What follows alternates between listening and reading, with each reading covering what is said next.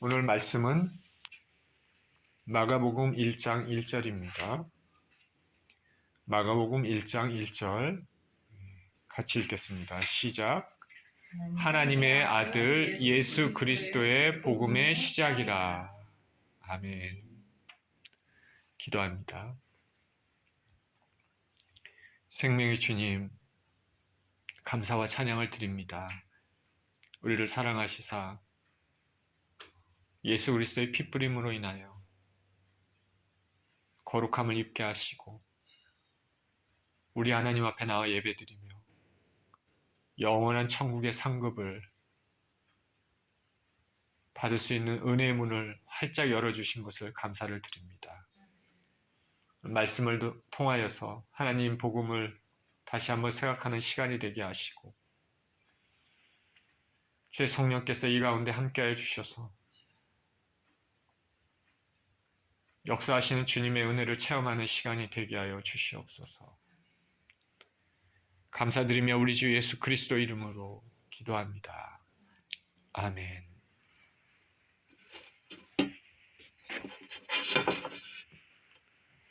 복음의 시작이란 제목으로 말씀을 나눕니다. 저는 복음서를 대할 때마다 특별하다는 생각을 자주 합니다. 주께서 주신, 하나님께서 우리에게 주신 성경은 다 중요합니다. 그런데 그 중에서도 이 복음서는 우리 주 예수 그리스도의 가르치심, 그리고 행하신 모든 것들을, 모든 것은 아니지만 행하신 것들을 그렇게 기록한 책이기 때문에 더 귀한 가치를 가지고 있습니다.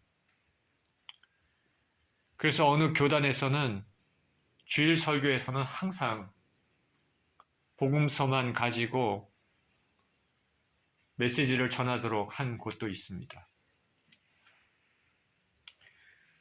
저는 성경을 몸이 불편한 이유로 이렇게 차분히 앉아서 읽는 것이 쉽지 않아 듣고 그러고 있는데 그 중에서 복음서를 특히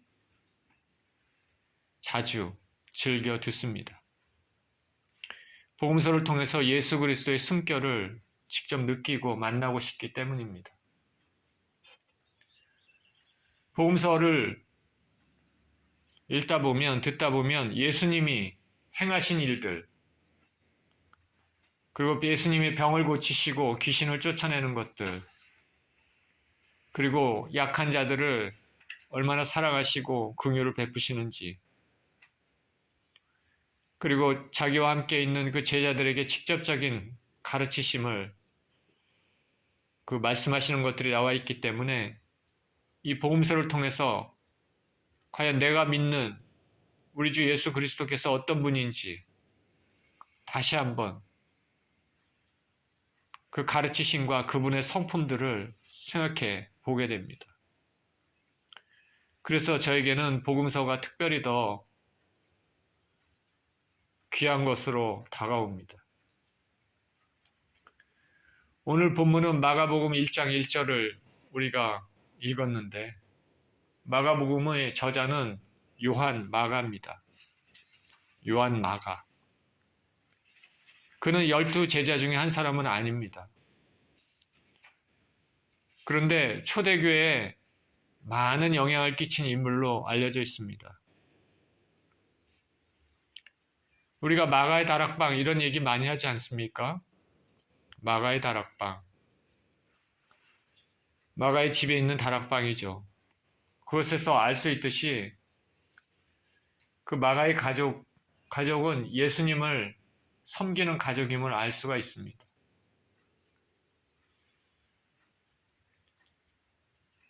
이런 마가 훌륭한 인물인데 그러나 이 마가가 처음에는 예수님을 처음 알고 따랐던 그 처음에는 겁이 많은 그리고 아직 성숙하지 못한 그런 사람이었습니다. 예수님께서 마지막으로 예루살렘 여정을 하시면서 겟세마네 동산에 도착하시고 간절히 기도하신 다음에 그 유다의 배반으로 체포를 당하셨습니다. 그때 예수님의 12 제자는 다 도망갔습니다. 무서워서 도망하셨죠. 그런데 이 당시에 요한 마가도 있었습니다. 요한 마가는 아주 어린 나이였을 것으로 추정이 됩니다. 예수님의 겟세마네 동산에 제자들과 같이 가실 때 그때도 같이 있었던 것으로 보입니다. 근데 예수님이 체포당하실 때 제자들은 도망가고 이 어린 마가도 도망을 가다가 잡혔습니다. 마가복음 14장 51절, 52절에 이렇게 얘기합니다. 한 청년이 벗은 몸에 배 홑이불을 두르고 예수를 따라가다가 무리에게 잡힘에 배 홑이불을 버리고 벗은 몸으로 도망하니라. 이 마가복음에서 나와 있는 이 한 청년은 요한 마가 자신입니다. 다른 복음서에는 요 말이 없죠. 마가복음에만 있습니다. 한 청년은 마가 자신으로 모든 대부분의 학자들이 그렇게 생각을 합니다. 벗은 몸에 배 홑이불을 두르고 예수를 따라가다가 무리에게 잡히매. 상상이 가십니까? 속에 그냥 아무것도 안 입고 잠잘 때 입는 그 이불 이렇게 겉에 감싸서 그렇게 예수님 따라갔던 것으로 보입니다.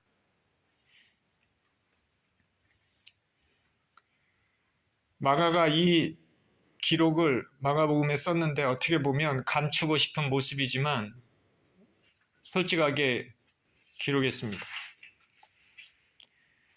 성경에는 이 마가가 우리가 아는 바나바의 조카로 나와 있습니다. 이 마가는 청년 때 바울이 1차 전도여행 때 이 마가도 같이 따라갔습니다. 바나바와 바울과 마가 세 사람이 같이 전도여행을 갔는데 어떤 연유인지는 모르지만 요한 마가는 도중에 그만두고 예루살렘으로 돌아갔습니다. 성경에 나오진 않지만 그 전도여행길이 험하고 거칠기 때문에 힘든 길이기 때문에 중도에 포기하고 돌아갔을 것으로 우리가 추정할 수 있습니다. 사도 바울의 눈에는 이 마가가 별로 헌신이 부족한 그런 청년으로 생각한 것 같습니다. 그래서 1차 전도여행을 끝나고 2차 전도여행 때 다시 바울과 바나바가 전도여행을 갈 때 바나바는 자기의 조카 마가도 같이 데려가려고 하는데 사도 바울은 반대했습니다. 한 가지로 자신들을 떠나서 간 사람을 같이 데리고 갈 수 없다. 결국 두 사람은 이 문제로 다투다가 결국 바나바는 마가를 데리고 구브로로 전도여행을 다시 가고 바울은 실라를 데리고 2차 전도여행을 떠납니다. 그래서 이와 같이 마가는 초기에는 예수님을 그렇게 따랐지만은 약간 연약한 모습을 보인 그런 인물로 우리가 알 수 있습니다. 고난에 대해서 인내가 부족하고 심지가 약한 자라고 비춰집니다. 제가 말은 이렇게 했지만 우리가 남을 어떻게 비난할 수 있겠습니까? 예수님을 사랑하지만 예수님에 대해 헌신하는 마음이 있지만 삶이 힘들고 그 길이 힘들면 약간 뒷걸음질 치려고 하는 것이 우리 인생들입니다. 마가가 이런 모습이 초반에 이런 모습이 있었지만은 그 이후에 이 마가의 삶이 어떤 모습인지는 성경에서 말하고 있지는 않습니다. 그런데 사도 바울의 복음서에 보면 나중에는 사도 바울이 마가가 나의 일에 유익한 사람이다 라고 이렇게 얘기를 합니다. 그렇기 때문에 그 이후의 삶이 어떤 삶이 될까 우리는 알지 못하지만, 성경이 기록하고 있지 않기 때문에 알지 못하지만, 조금씩 조금씩 하나님으로부터 연단된 삶을 살았을 것으로 우리가 추정할 수가 있습니다. 하나님의 사람으로 고난에 대해서도 견딜 줄 알고, 믿음이 점점 굳건해지고 성숙해지고, 주님 나라에 예수 그리스도를 위해서 정말 귀하게 쓰일 수 있는 보배로운 그 보석같이 하나하나 깎여져 나갔던 그런 모습일 것으로 우리가 추측을 할 수가 있습니다. 마가는 예수님을 사랑하는 마음이 있었지만 부족한 그런 여러 가지 이런 것들을 우리 주 예수 그리스도께서는 다듬으시는 것이죠. 저와 여러분도 마찬가지 아니겠습니까? 우리 주 예수 그리스도를 사랑하는 마음만 있다면, 주님께 헌신하고자 하는 마음만 있다면, 우리가 죄인이지만 그래도 예수님을 붙잡고 살아가려고 하는 그런 마음만 있다면은 우리 주님께서는 우리들을 다듬으시고 하나하나 고치시고 아름다운 모습으로 빚으실 것입니다. 처음부터 온전한 사람이 누가 있겠습니까? 제가 오늘 기도를 드리면서 한국을 위해서 기도할 때 우리 아버지 때, 우리 할아버지 때 그 믿음의 사람들, 그 믿음의 그런 귀한 것들이 우리 지금 청년들에게는 한국에 내려오지 않는 것 같다, 이렇게 기도를 했을 때 마음에 크게 주님께서 슬퍼하신다는 그런 느낌이 제 마음에 받았습니다. 그거를 통해서 보면 우리 삶은 고난과 연단을 통해서 하나님께서 다듬어 가시는 그것이 맞는 것 같습니다. 처음부터 고난과 연단이 없이 하나님이 원하시는 모습으로, 참 아름다운 모습으로 이렇게 있으면 그거 참 얼마나 좋겠습니까? 그죠? 그렇게 처음부터 그렇게 되면 얼마나 좋을까? 근데 그게 안 되나 봐요. 인간은. 이리 치고 저리 치고 하면서 다치고 좌절도 겪고, 때로는 몸이 아프고, 때로는 관계 가운데 실패하고, 이렇게도 막히고 저렇게도 막히고 얻어 터지면서 열심히 노력했지만 이루어지지 않는 것, 여러 가지 이런 것들, 그리고 죄도 짓고 이런 것들을 통해서 주님께서 하나하나 다듬어 가시는 것 같습니다. 중요한 거는 뭐냐, 그 마음 가운데 먼저 예수 그리스도를 사랑하는 마음이 있어야 됩니다. 그렇죠? 그것도 없이 그런 고난만 한다는 것은 아무 의미가 없죠. 그 마음 가운데 우리 예수 그리스도에 대한 마음, 그 불씨가 항상 있고, 사랑하고자 하는 그 마음, 사랑하는 마음, 주님을 사랑하는 그 마음, 복음의 그 귀한 것을 잃지 않으려는 그런 마음만 있다면 주님께서는 하나하나 그 삶을 통해서 다듬어 가시고 아름다운 모습으로 회복시켜 주시는 것 같습니다. 오늘 한국의 젊은이들이 우리가 잘은 모르지만 세상의 가치관을 가지고 따라 사는 그것이 그 아버지 때, 그 할아버지 할머니 때 그 믿음의 신앙들을, 그 정말 우리 조상들이 얼마나 힘들게 우리 주 예수 그리스도를 믿으면서 그렇게 살아왔습니까? 새벽기도 다니고 그 어려운 가운데서도 주님을 붙잡고 살아가는 그런 모습들이 없고, 모든 것이 좀 여유가 있고 넉넉하니까 그러지 못한 것 같다는 생각이 많이 들었습니다. 마가도 마찬가지지 않을까. 우리가 성경에서 마가의 그 중간 과정들이 어떤지 알 수는 없지만은 주님께서는 그 마가 가운데 있는, 그 안에 있는 그 예수님을 사랑하고 따르지 않은, 예수님 항상 어릴 때부터 예수님 곁에서 졸졸 따랐다던 그 마가, 자신의 부모의 집에 마가의 다락방, 예수님을 모셨던 그 마가, 무서움이 있고 헌신에 대한 두려움, 고난에 대한 이렇게 물러감이 있었던 어린 마가였지만 하나님께서는 그 마가를 하나하나 만지시고 고치셔서 다듬으셔서 나중에는 복음의 정말 아름다운 인생을 살 수 있도록 그렇게 다듬으셨습니다. 그러니까 마가복음이 나온 거 아닙니까? 학자들은 마가복음이 아마 복음서 중에 제일 먼저 쓰여졌을 것이다 이렇게 생각하는 사람들이 많습니다. 저나 여러분이나 처음 믿을 때부터 지금까지 신앙을 생각해 봤을 때 변화가 있어야 됩니다. 처음 믿었을 때하고 지금 모습하고 변화가 없다면 뭔가 잘못된 것이죠. 흔히 바울의 영적 아들을 디모데라고 얘기를 합니다. 그런데 마가는 베드로의 영적 아들이라고 성경은 말합니다. 교회 전승에 따르면 마가는 베드로와 함께 로마에서 복음을 전할 때 베드로가 말씀을 선포하고 전할 때 가르칠 때 예수 그리스도를 섬기는 모습들을 사람들에게 보이고 사람들을 섬길 때 사람들이 그 마가 보고 베드로 옆에 있었던 건 마가 보고 예수님의 삶과 가르치심을 하나하나 기록하는 것이 어떻겠느냐 이렇게 얘기했다고 합니다. 베드로가 성령 충만한 가운데 복음 전하면 마가가 하나하나 기록해서 우리 주 예수 그리스도에 대해 이렇게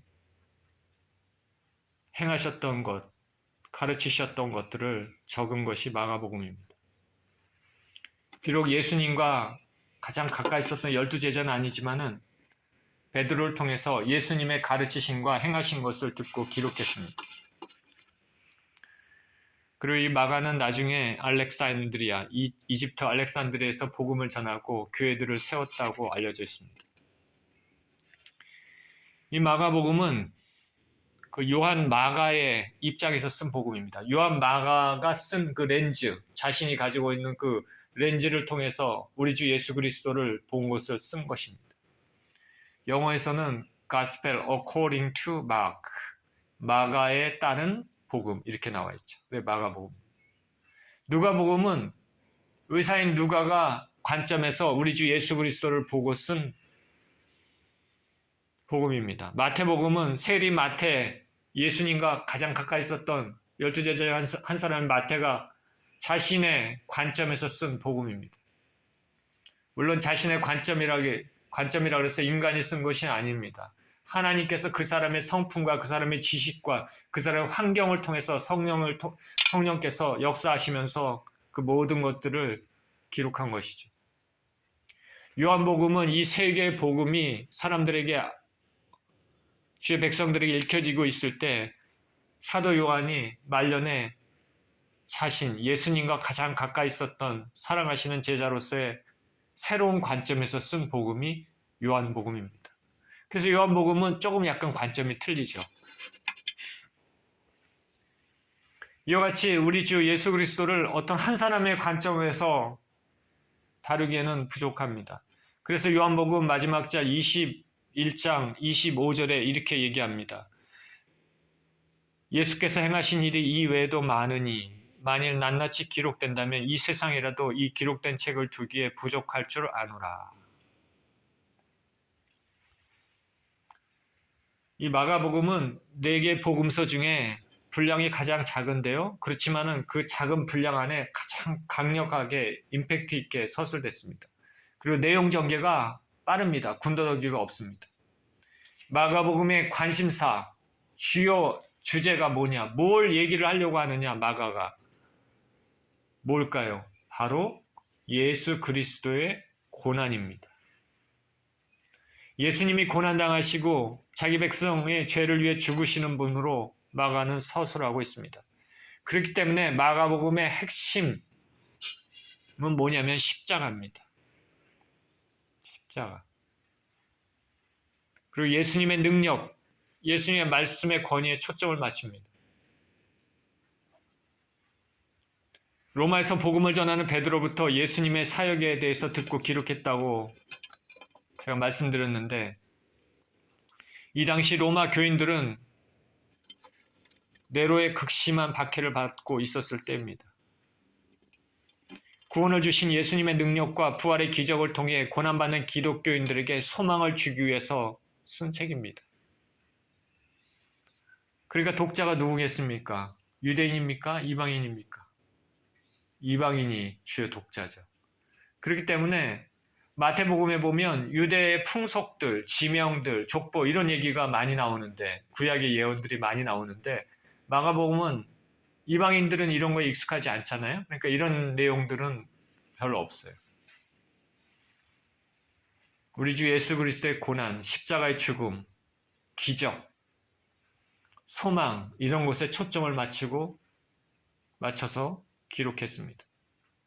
이 마가복음의 시작은 오늘 본문 읽은 것처럼 하나님의 아들 예수 그리스도의 복음의 시작이라고 말을 합니다. 예수께서 어떻게 태어나신 배경이나 예수님께서 어렸을 때 어떻게 성장했던 것 다 생략했습니다. 바로 본론에 들어갑니다. 하나님의 아들 예수 그리스도 복음의 시작이라 두 가지를 말합니다. 첫째는 예수께서는 하나님의 아들이라는 것, 그리고 그 예수님의 복음의 시작이라고 둘째는 말합니다. 마가가 처음에 이렇게 시작한, 이 글로 시작한 하나님의 아들 예수 그리스도 복음의 시작이라고 기록한 이것은 죽음을 각오해야만 쓸 수 있는 신앙 고백과 같습니다. 상투적인 것이 아닙니다. 우리가 우리 주 예수 그리스도 하나님의 아들 이렇게 그냥 일상 대화처럼 이렇게 서로 얘기하는 것처럼 그런 상황이 아닙니다. 로마 황제 외에 다른 인물을 숭상할 때 죽음을 겪게 될 그런 상황에서 이것을 쓴 것은 매우 비장한 표현입니다. 우리가 예수 그리스도를 믿는 것이 위협을 받는다든가 죽음을 각오해야 된다든가 하는 그런 상황이 아닌 지금 우리에게는 이 표현이 얼마나 중요한지 잘 다가오지 않을 수도 있습니다. 우리가 지금은 자유롭게 신앙생활하지만 마지막 때 만약 적그리스도가 나타났을 때에는 이 로마 시대처럼 생명을 내놓고 신앙을 지켜야 될 때가 올 것입니다. 우리 예수 그리스도를 믿는 것은 삶과 죽음의 문제를 가지고 있는 것입니다. 예수 그리스도를 믿는 것은 삶과 죽음의 문제를 가지고 있는 중요한 것입니다. 저와 여러분들은 우리 주 예수 그리스도를 믿는 것이 삶의 문제, 죽음의 문제와 연관시켜서 믿고 계십니까? 내가 우리 주 예수 그리스도를 붙잡고 믿지 않는다면 나는 죽는다라는 그런 믿음을 가지고 믿고 계십니까? 아니면 주일날 그냥 의례하듯이 교회 가서 예배를 드린다고 성경을 가지고 오고 가며 왔다 갔다 하는 모습을 가지고 신앙생활을 합니까? 우리 주 예수 그리스도를 믿는다는 것은 사느냐 죽느냐의 문제입니다. 마가는 복음의 시작이라고 얘기합니다. 예수 그리스도의 복음의 시작이라. 우리가 창세기 1장 1절에 태초에 하나님이 천지를 창조하시니라 이렇게 말씀하셨는데 이것과 쌍을 이루는 것이죠. 복음의 시작이다. 예수 그리스도의 복음이 신적 기원을 가지고 우리 인류 구원의 새로운 시작을 알리는 메시지임을 말하고 있습니다. 복음의 시작입니다. 복음, 우리는 많이 들어봤습니다. 복된 소식입니다. 헬라어로 유앙겔리온, 영어로 굿뉴스입니다. 복된 소식, 좋은 소식입니다. 복음이 무엇일까? 성경에 정의한 곳이 한 곳이 있습니다. 고린도전서 15장 1절 4절입니다. 형제들아 내가 너희에게 전한 복음을 너희에게 알게 하노니 이는 너희가 받은 것이어도 그 가운데 선 것이라. 사도 바울은 고린도서에서 얘기합니다. 고린도 교인들에게 내가 너희에게 전한 복음이라고 얘기했습니다. 너희에게 알게 하노니 너희가 그것을 받았고 그 가운데 섰다. 너희가 만일 내가 전한 그 말을 굳게 지키고 헛되지 아니하였으면 그로 말미암아 구원을 받으리라. 그리고 너희가 내가 전한 그 복음을 너희가 받고 굳게 지키고 헛되게 믿지 않으면 그것을 통해서 구원을 얻는다. 내가 받은 것을 먼저 너희에게 전하였노니. 사도 바울이 복음의 오리진, 원천은 아니라는 것이죠. 자기도 받은 것이란 말입니다. 내가 받은 것을 너희에게 전하였노니 이는 성경대로 이 복음의 정의가 나옵니다. 그리스도께서 우리 죄를 위하여 죽으시고 장사 지난 바 되셨다가 성령대로 사흘 만에 다시 살아나사. 자, 성경대로 그리스도께서 우리 죄를 위하여 죽으시고 장사 지낸 바 되셨다가 성경대로 사흘 만에 다시 살아나사. 예수 그리스도의 죽으심과 부활하심이 복음이라는 것이죠. 제가 말씀을 전할 때 자주 말씀드리지 않습니까? 가장 중요한 메시지입니다. 예수 그리스도께서 죽으시고 부활하신 것이 복음입니다.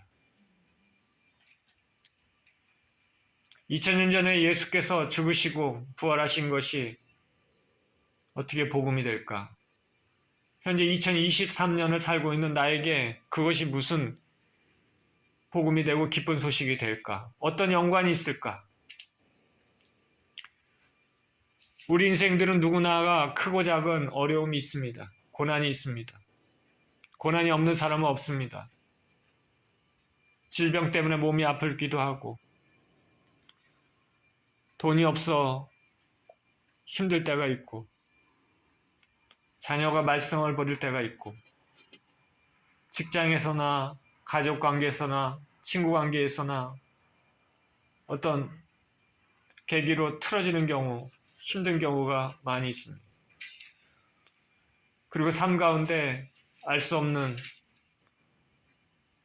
마음 가운데 깊은 응어리, 삶의 좌절, 또 상대방으로 받은 상처, 고난 때문에 응어리 같은 것들도 있습니다.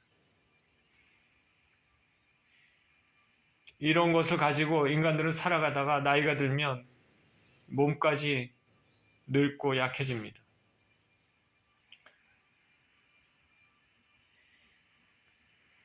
제 집에 사진이 있는데 결혼 후에 얼마 지나지 않아서 제 아내와 같이 예수원에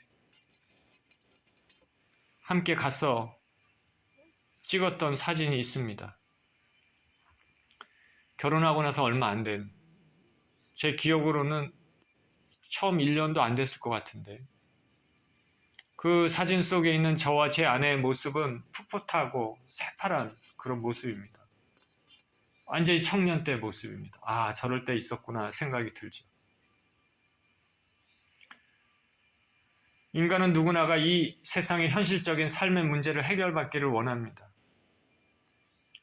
근데 복음서를 읽어보면 예수께서 이 땅에 오셔서 하늘나라를 전파하실 때 단순히 영생의 문제, 영혼의 구원 문제만 말씀하지 않으셨습니다. 연약한 자들 생각하시고 병든 자, 귀신 들린 자들에게 은혜를 베푸셨습니다. 이 세상을 창조하신 하나님의 성품이 어떤지 알 수 있습니다. 그렇기 때문에 우리는 그 예수님을 믿으면서 우리 삶에 닥치는 여러 가지 문제를 가지고 주님께 나아갈 수 있는 것입니다. 그것이 큰 축복이 되는 것이죠. 우리의 고난과 어려움을 우리 힘으로만 애써 정말 갈등하며 투쟁하며 해결하려고 한다 그러면 그 얼마나 힘들겠습니까? 우리 힘으로 안 되는 것들도 얼마나 많습니까? 그런데 예수님께서는 구하라 주실 것이요 찾으라 찾을 것이요 두드리라 열릴 것이라 말씀하십니다. 당신의 자녀들을 사랑하셔서 구하고 기도하라 말씀하십니다. 그러니 우리 주 예수 그리스도의 오신 것은 그 가르치심이 우리에게 복음이 될 수밖에 없습니다. 그러나 더 궁극적인 복음은 이 땅에서의 짧은 삶이 아니라 죽음 너머에 있는 영원한 삶을 누리는 것이 진짜 복음입니다. 우리가 영적으로 깨어있는 사람이라면 누구나가 죽음 너머의 삶에 대해서 심각히 생각합니다. 육의 사람은 이 땅의 것만 바라봅니다. 눈에 보이는 것만 바라봅니다. 이 땅의 것이 지나면 어떻게 되는지 모르고 또 신경도 안 씁니다. 그러나 성경은 우리가 육신의 몸을 벗고 나면 하나님 앞에 서게 된다고 분명히 말합니다. 거룩하신 하나님 앞에 죄된 인간이 설 수가 없습니다. 그러나 그 하나님 앞에 우리가 부족하지만 하나님께서 나를 괜찮다고 인정해 주신다면, 당신 나라로 받아들이신다면 그보다 좋을 것이 없습니다. 하나님의 나라는 아픔과 탄식과 눈물도 없고 오직 사랑과 평안, 기쁨이 영원토록 가득한 곳입니다. 우리 주 예수 그리스도께서 죄된 때 묻은 우리들을 당신의 보혈의 피로 다 위에서부터 밑에까지 다 씻어주시면 깨끗하게 되고, 우리 하나님께서는 우리 죄된 인생을 그 예수 그리스도의 보혈을 통해서, 그 렌즈를 통해서 보게 되시기 때문에 죄된 인생이 아니라 깨끗한 인생이 되는 것이죠. 그래서 그 영원한 당신의 나라에, 복락의 나라에 우리를 맞아주시는 것입니다.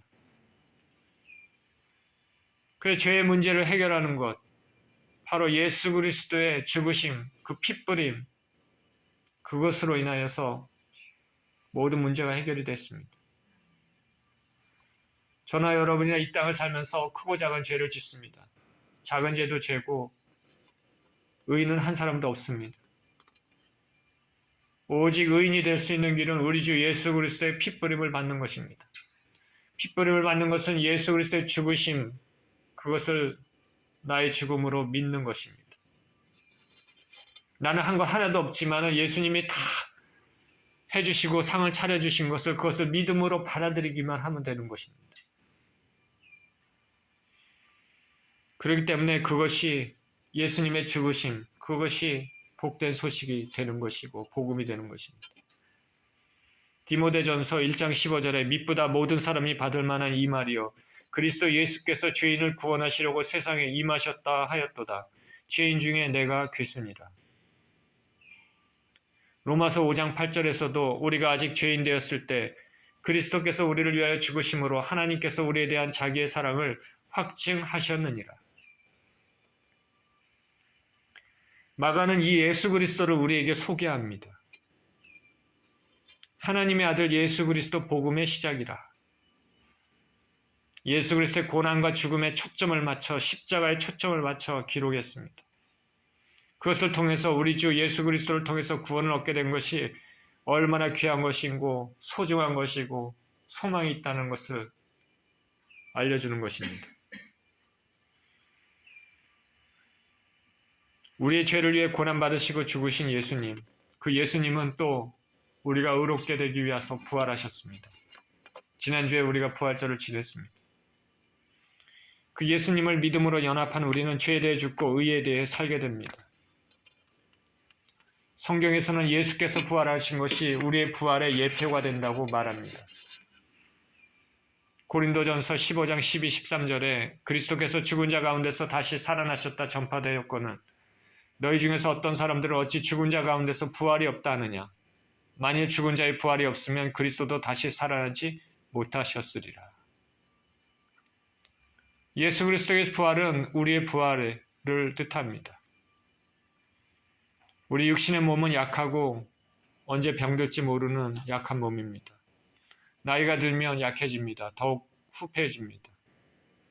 그러나 장차 주님께서 우리에게 주실 부활의 몸은 더 이상 약하지 않고 영광스러운 신령한 아름다운 몸입니다. 저나 여러분이나 이 땅에서 가장 아름다울 때, 하이라이트 때, 그 20대 초반이 됩니까? 아니면 10대 후반이 됩니까? 모르지만은 그때보다도 더 아름답고 더 멋있고 더 건강하고 더 거룩한 그런 모습이 될 것입니다. 우리 주 예수 그리스도의 은혜로 이런 복을 누리게 되는 것이죠. 조니 에릭슨 타다라는 분이 있습니다. 이분은 예수 그리스도를 전하는 사람인데 그 본인도 몸이 약합니다. 그분이 자기 어머니에 대해서 쓴 회고한 내용입니다. 지금으로부터 몇 년 전 사랑하는 어머니가 이 세상을 떠나 하늘나라로 가셨다. 어머니는 이 땅에 살아있는 동안에 오랜 기간 자신을 감싸고 있었던 그 상자가 더 이상 필요 없게 되었다. 그 상자는 텅 비었고 모서리가 닳았고 구부러진 데다가 주름이 자글자글했다. 그래도 그것은 그리스도의 영이라는 보배를 담은 그릇이었다. 우리가 그 상자를 사랑했던 것은 어머니가 그 안에 계셨기 때문이며 또 그것을 통해 예수님의 빛이 나타났기 때문이었다. 또한 그 상자가 낡기 시작하자 해진 모서리와 찢어지고 약해진 부분을 통해 예수님이 더욱 밝은 빛을 발하셨다. 우리가 육신의 세상적인 관점으로 사람을 볼 때 사람의 겉모습을 보지만 겉모습보다는 우리는 그 사람의 속모습을 봐야 됩니다. 그 사람의 영의 모습을 봐야 되는 것입니다. 겉모습이 굉장히 아름다운 청년, 처녀 같은 사람들 안에 그 안에 더럽고 깨끗하지 못하고 자기만 하는 이기심과 하나님을 모르는 이 세상의 육신적인 짐승과 같은 그런 인생을 살면 얼마나 추악하고 더럽습니까? 반면에 그 겉모습이 그렇게 아름다워 보이고 그러지 않아도 그 안에 예수 그리스도가 있다면은 그 얼마나 아름다운 모습이 되겠습니까? 조니 에릭슨 타다가 자신의 어머니에 대해서 생각하면서 평생에 자신을 돌보고 사랑했던 그 어머니, 예수 그리스도를 사랑하는 그 어머니, 나이가 이제 많이 들어서 몸이 예전 같지 않고 주글주글해지고 여기저기 틀어지고 그래도 그 어머니 안에, 그 어머니가 아름다운 것은 그 어머니 안에 빛나는 예수 그리스도를 향한 그 영혼이 있기 때문에 그 예수 그리스도가 그 어머니의 그 낡고 연약한 그 겉모습의 그 상자를 통해서 더 밝게 빛나고 있었다라고 얘기를 합니다. 우리가 죽음 너머에 삶이 있다는 것을 우리는 알아야 되겠습니다. 예수님의 복음은 이 땅을 떠나게 될 때도 영원한 본향을 기대를 갖게 하는 좋은 소식입니다. 우리 주 예수 그리스도께서는 우리에게 소망을 주셔서 지금도 하나님 우편에서 우리를 위해서 중보하고 계십니다. 로마서 8장 33절 34절에 누가 능히 하나님께서 택하신 자들을 고발하리요. 의롭다 하신 이는 하나님이시니 누가 정죄하리요. 죽으실 뿐 아니라 다시 살아나신 이는 그리스도 예수시니 그는 하나님 우편에 계신 자요. 우리를 위하여 간구하시는 자시니라. 나를 위해 중보하고 계신 예수님 때문에 우리는 쉽지 않은 인생 가운데서도 소망을 가질 수 있게 되는 것입니다. 이 땅에서 나의 형편과 나의 모든 것을 아시고 또 나를 당신 나라로 들여보내시기 위해 나를 위해 기도하신 예수님을 생각하면서 살아야 되겠습니다. 우리에게 복음을 주신 예수님께 감사하고 소망의 주님을 붙잡는 저와 여러분 모두 되시기를 예수 그리스도 이름으로 축원드립니다. 기도합니다. 생명의 주님 감사와 찬양을 드립니다. 우리 주 예수 그리스도께서 우리를 위해서 죽으시고 부활하심으로 말미암아 우리가 산 소망을 얻게 하시고 쉽지 않은 이 땅에서의 고난의 길 가운데도 하나님을 의지하며 은혜를 받을 수 있는 기회를 주시고 또 이 땅을 떠날 때 영원한 천국 복락의 삶의 길을 활짝 열어주신 주님을 찬양합니다. 그 예수 그리스도를 굳게 믿고 이 땅을 살아가며 꼭 승리할 수 있는 우리 모두 되게 하여 주시옵소서. 감사드리며 우리 주 예수 그리스도 이름으로 기도합니다. 아멘.